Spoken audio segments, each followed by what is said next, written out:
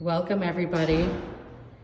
We're about to do a studio visit with EFA studio member Fanny Allié, who's here on the 7th floor. Hi Fanny. Hi. Hi. Hi Natalia. Hi. So this is the first edition of a bi-weekly series where we will be doing studio visits with various artists in the building. So I'm very excited to see you today. Hi. Hi. So welcome my studio. So I can introduce you, a few of my work. So I do mostly textile. Mostly Yeah, textile. mostly textile based. So Wonderful. And I include a bunch of some mixed media elements. So it could be elements that I print. That's a color, like we're using the colorgraph, the calligraphy.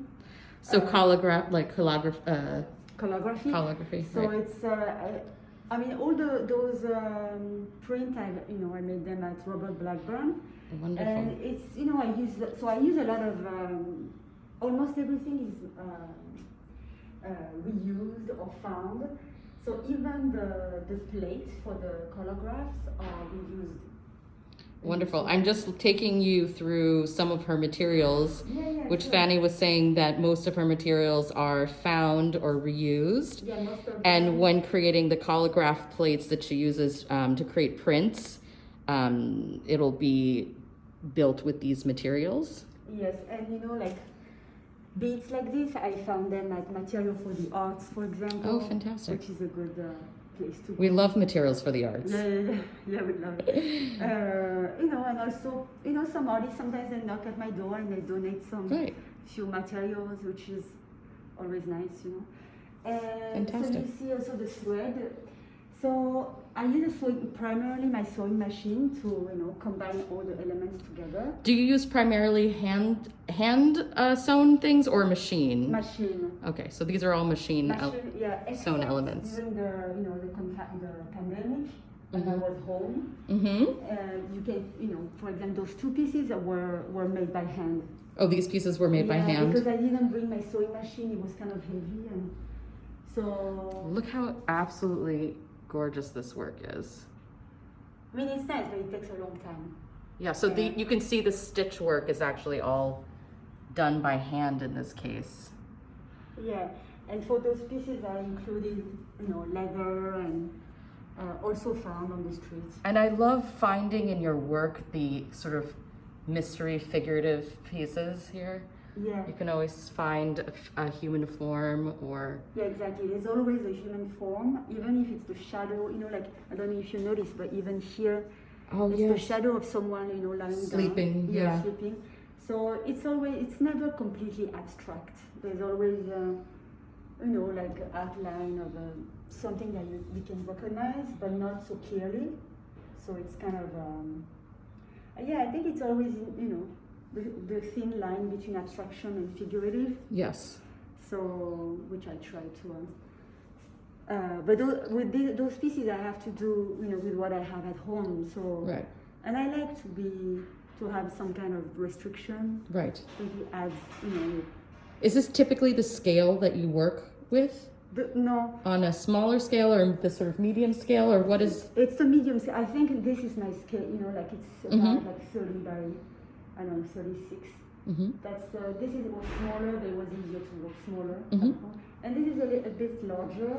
I mean, I've done some work that are much larger for like commission. Maybe I can show you a picture. I would love to see a commission piece. So this is a little. I work on my table, so it has kind of to fit on the table. Right. Like here. I don't really work on the floor. I mean. So you work on a tabletop, so that kind of creates a certain. And after a while, I put the piece up on the wall and I work from there too. I kind of alternate. How do you decide your color palette? Because each one of your pieces, it's like its own world and it has its own kind of palette. How do you So how do you decide that? So as you can see in my bag, I kind of group my elements per color.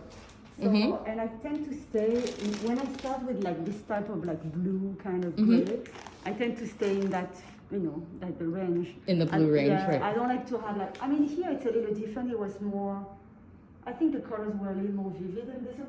But I usually say, like, it's always the kind of earthy colors, like neutral tones, like brown.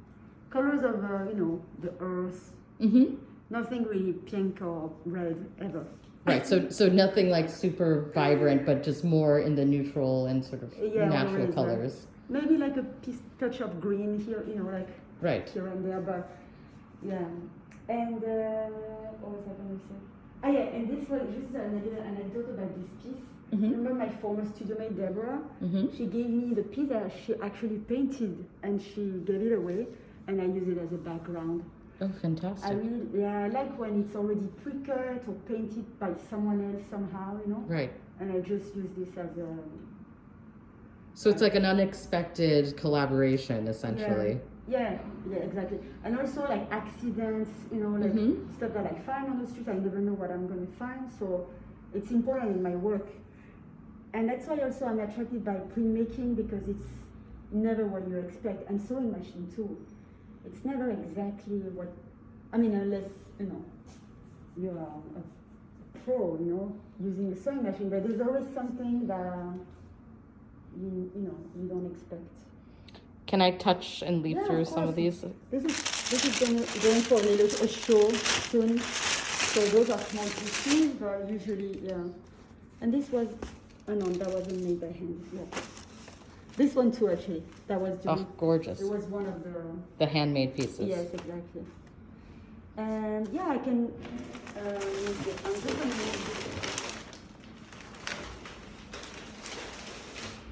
those are the paper pieces made at Dieudonné. If you want, I can show you. Oh, I would love to see that. So let's look at these, and then we can look at the pieces made at Dieudonné. So I know it's back. Is it? No, it's good. So, okay, so, yeah, I use a lot of my old jeans, my son's jeans. He has some kind of, like, used fabric that has, like, some kind of emotions, life, like the stains, like, there's something that I'm looking for, right. The holes. So you're looking for a particular, like, a texture or quality to the fabric that maybe has that lived-in... Yeah, exactly. Something that has been used, and you can tell. That's like, been used. Yeah. Something like some stains or like that, and incorporating this into the narrative. Like those. So this was printed. Oh, beautiful.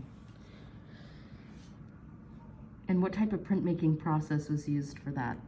So I only know. It's only calligraph. No, because I'm not a print. I learned this technique with during the SIP. Oh, during the SIP fellowship at the Robert Blackburn Printing. Oh yeah, I never printed before. Right. So once I know, plus etching and all this is not my thing. Right. Because and also calligraph is amazing. Yeah. It's a wonderful process, and it's so versatile. It's great. And it's an extension of collage, so it's really natural to. I don't mind learning new techniques, but I try the other ones, but I know it's not for me. Right. Absolutely. So this one too, a little bigger than usual. So sometimes you'll see in the paper pieces too. I sometimes leave some holes. Some empty space. Yeah, empty space. And I love this hand. I don't have spotted. Yeah. And I love this fabric too, because you can make some. You can make a drawing. Yes. You can make a drawing, and then with the heat, it disappears. Yeah. Oh. Yeah. I don't know if there's a name for it. Beautiful. So this is new.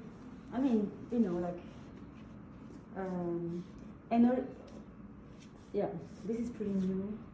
But I don't know, I keep on... Yes, yeah, no, these are fantastic pieces. I think that the ability to get to see some of the works, or maybe even if you have works in progress, it might be nice to see like how you're piecing things together. Yeah, exactly. But the thing is, you're so prolific too. You have so much new work. It's true. You really are so prolific. Thank you. But I'm kind of in between. That's why I can't really show you what I was doing. I was reviewing so I can show you the paper pieces because I think a lot of them need some extra work. Like you can add in a few more layers. Yeah. Okay, so these are the paper pieces that you produced at Dieudonné. Yes. So. And when was your residency at Dieudonné? Well, I did my last day yesterday. Oh, you did your last day. Yeah, okay, so this was. I didn't realize it was so recent. Yeah, but it's only 5 days. So oh you my really goodness. Have to, you have to be very focused. Yeah, otherwise, okay, so day by day, I was it's not the 5 day, at once. Like, right. It's one day here, and then you walk in between, and then another day, a month later. And the reason. So it's 5 days spread out over. Well, it was supposed to be done, but because of the pandemic, everything, shut down. So now it reopened. When did I start? In September, I think. So now I'm done. Oh my goodness. So it's been going on since September. Yes.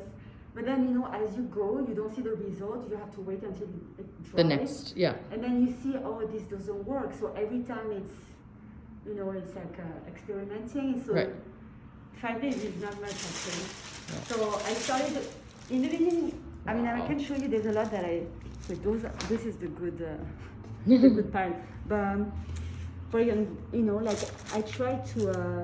So I have to show. These are like a shaped. It's like a shaped. I'm going to show you the plate, piece. the matrix. So you can see the. Okay.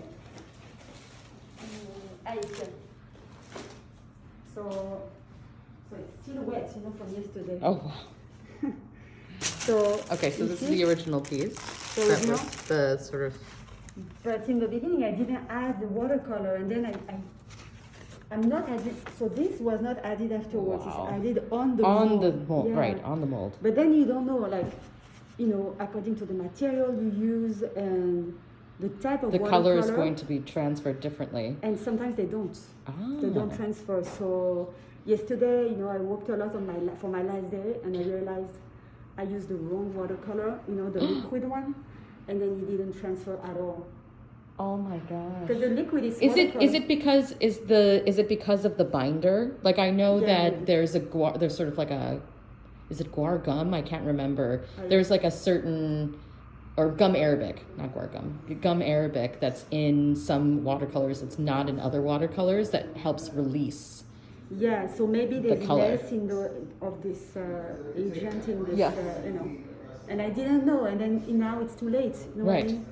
So, well, anyway, but it works with this one. This is with the regular watercolor, not the liquid.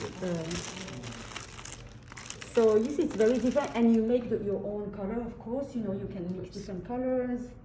This is gorgeous. Yeah, it's really nice. It's nice to learn the process too. Wow, this is stunning. Yeah, you see that? It's very thick. This I can show you. This one I'm just incredibly stunning. So the plate was really thick. So you have to. Wow. You see? Oh my goodness. Wow. That I found. Incredible. And turn it. Oh yeah. And you have to put, of course, a matte medium. So otherwise it's reversed. Wow. Incredible. And you can use like gold, like gold, the pigments. It's I really recommend this residence. I really loved it. You can see a little bit of sparkle. On the surface. Yeah. And the paper is pretty. This is thin, but usually it's pretty thick. So did you Did you sort of select the paper pulp and? Yeah, you have like a bunch of buckets, and you just mix your. That's amazing. That's amazing. I recommend it. Yes, I would love to do this. It's amazing. So right now, this morning before you came, I also, I try, because this one is not super successful. It was, so I'm trying to maybe sew on it just to see, So. Is it easy to sew? Does it take the sewing needle on a? Yeah. Fairly easily. I have a heavy duty needle, like for jeans. Yes. So yeah, it worked. Except when you do backwards, it was a little, but it's fine. But some paper that's very, very thick, I'm not sure it would work. I haven't tried. Right. So you see, I mean, here, I mean, you can control everything, so this is a little too much for me. This is not enough, because that was the ghost. Right. So, you know, it's very, I like when it's unpredictable, but this is very unpredictable. But so it just, right, but it's like, then you just have to make so much in order to Yeah. find out, like, what the perfect Yeah, exactly. But sort of, but with this setting, this residency, you can't really make so much because you have to. you have to do new- it so yeah, fast. And put new watercolor on it, which you don't really have time. Well, is there any sort of angle to the Dieudonné residency? Like, for instance, do you now feel like you could take paper pulp and maybe make some of these on your own, or do you really feel like the facilities at Dieudonné like are hard to replicate? Well, I actually worked one day on my own over there. Yeah, But you need the big machine, you know, like the dryer. you need the big and machines. stuff, yeah. Yes. Yeah, I mean, she could give you some, not for this pulp, but some other stuff like she, in the beginning, that was also a test that I did at Dieudonné, and she wanted to give me some of these sheets, and you can do it at home. Right. But then I didn't go this. Yeah. I decided that I wanted to stay with. Yeah, with the sort Yeah, of. yeah. But you could, depending on what your project is. So, but I mean, when they reopen, you can, you know, do more hours at the, Right. you could, but not Right. now. Yeah. So let's see in the future. Well, hopefully you'll remember all of the things you learned, so yeah. that when you go back, you know, can I know. actually execute the No, it's pieces true. you I wanted. took a lot of notes. Right. Yeah, but it's true. There's some gesture you have to do right, you know, and Yeah. a little technical, but not too much. It's Right. I easily learned it. It was okay, and I'm not so technical. No, it's all very technical when it comes down to it. I mean, these are things that you have to, gestures and movements and Yeah. instincts that you kind of need to develop Exactly. in because tandem with the material. Yeah, but then sometimes, you know, like I picked the wrong watercolor and I'm like, am I doing something wrong? And I wasn't. It's just the pigment that's. Right, I that couldn't was it. have guessed. Yeah. Right, absolutely. So all the plates are here if you just wanna Oh, great. show your audience. Yes, the audience. The audience must see. Yeah, so you see, and I like them. Maybe I recycle some of them, and you know, sometimes I can just tear one element and include it in. You were not really supposed to use paper like that, because it would get destroyed. But if you do it once, it's fine, or twice. That's why I use leather. So Leather is perfect, yeah. leather is found because I would not buy leather. Exactly. Yeah. And do you find a lot of these remnants in the neighborhood? Well, everywhere, yeah. I mean, yeah, if I see something interesting, or here also in the hallway, you know, Yeah. like. I've noticed that on Thursdays, if you're lucky, there are bags of remnants from, you know, various shops in the neighborhood. Yeah, and they usually have them in clear bags. And so if you're lucky, you can find full bags of beautiful fabric remnants. At what time? In the evening? Yeah, it's usually in the evening when people are leaving taking things out. Because I need to leave at 4:30. Yeah, so that's the thing. I've found some good things, some good finds on the street. Yes. Yeah, I have to take a look. Maybe stay longer. Yeah. Fantastic. What else? Yeah. So this is the. So that's. Oh, wow. It was about 110 inches for each. So that was a long. Those are huge, right? Yeah. So it means I could do. Where was this installed? So this was installed at the yard. You know the yard. Oh, the yard. Working spaces. It was kind of a public piece where people work at the yard in Gowanus. And then I kind of used this image for a commission for Hyatt in Philadelphia. Oh, wonderful. So like this, but 11 times. You did that 11 times for the Hyatt in Philadelphia? That's insane. So it was like a lot of work for 4 months, but then, then it's good. Yeah, absolutely. Amazing. Not exact. Of course, I can't replicate. I can't do exactly the same, but the same kind of style, a little more abstract for a hotel, because they don't want like people kind of, a little bit of figures, but not so much. Yeah. Do you have any other like sculpture? I know that you've got some of those pieces. I don't know if you have any of like your kind of sculptural or more 3D yes, kind of stuff. But you know, I don't have so many. Yeah, sculptural, meaning like this. More, yeah, I guess relief or. Yeah. So yeah, this is a I little love old this. now. But, Yeah. and I have a bunch on like you know, like side. But I mean, it's just they're just so brilliant though. I just think that they're just like a brilliant combination of materials and. Thank you. Yeah. Yeah. And then with the linen too. Mm-hmm, with the linen. It's better than the cotton, I think. Yeah, absolutely. So I can show you. Yeah, I love these It's always figures. better to go like this a little bit. Mm-hmm. And then with the grommets, I think it's a good way to. Absolutely. Yeah, the grommets, then it's more like these banners or Yeah. sort of like tapestries of. And it gives like a finished touch Mhm. to the.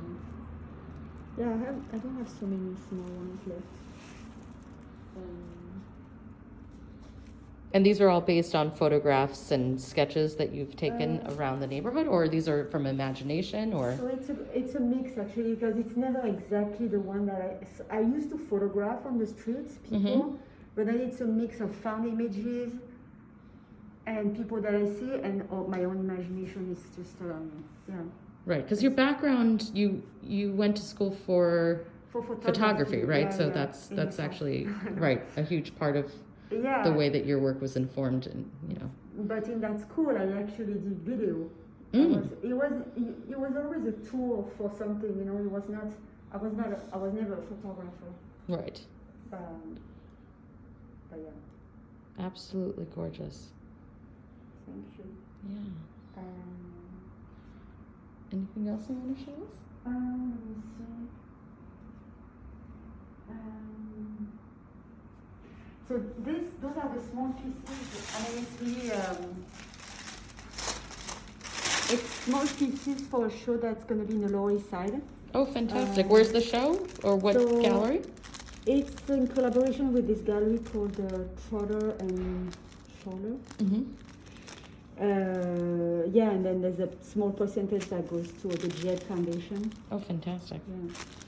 So I don't know if they're gonna have an opening. To be honest, I have to ask.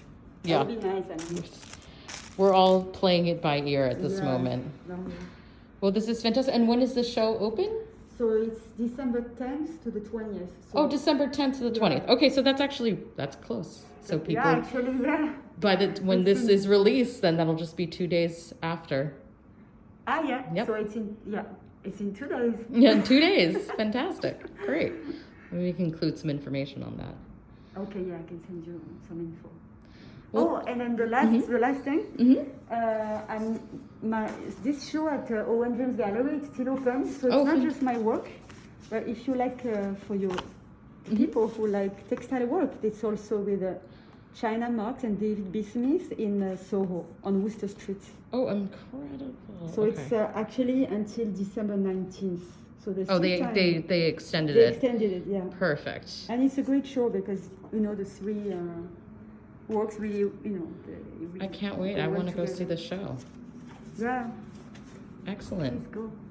Well, thank you, Fanny, for your time. No, thank this was you. amazing. Yeah, thank you. And look at this incredibly gorgeous studio. Thank you, everyone, for joining us. This will be bi-weekly, so we will see you in 2 weeks. Ciao, ciao.